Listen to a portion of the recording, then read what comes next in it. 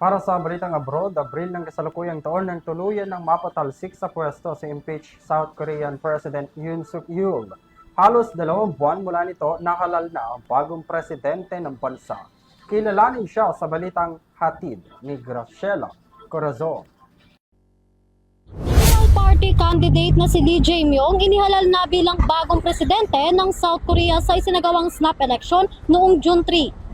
Inihalal na si Liberal Party candidate Lee Jae-myung bilang bagong presidente ng South Korea sa isinagawang snap election noong June 3, 2025. Nakuha ni Lee ang halos 49.3% votes dahilan upang hihalal ito bilang bagong pangulo ng bansa habang ang kalaban niyang si Kim Moon-soo ay nakakuha ng 41.3% ayon sa National Election Commission data.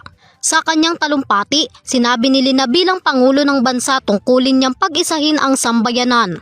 Nangako rin itong pilit niyang iaangat ang bansa mula sa pagkakaiba nito ng estado ng bansa dahil sa pagtatangkang pagkakaroon ng martial law at muling maibalik ang ekonomiyang napabayaan ng dating administrasyon. Hahanap rin umano ito ng paraan sa mapayapang pakikitungo sa North Korea sa pamamagitan ng pakikipag-usap dito upang solusyonan ang nabuong tensyon sa parehong bansa. Ang kanyang panalo ay nagsisilbing malaking pagbabago sa politika ng Korea bilang isa sa Asia's 4th largest economy. Papalitan ni Lee si impeached South Korean President Yoon Suk Yeol na nagsilbing presidente ng bansa sa halos 3 taon nitong pamumuno. Kasalukuyang nahaharap si Yoon sa kasong insurrection na may kaukulang parusang panghabang buhay na pagkakakulong o kamatayan matapos nitong magdeklara ng martial law sa naturang bansa.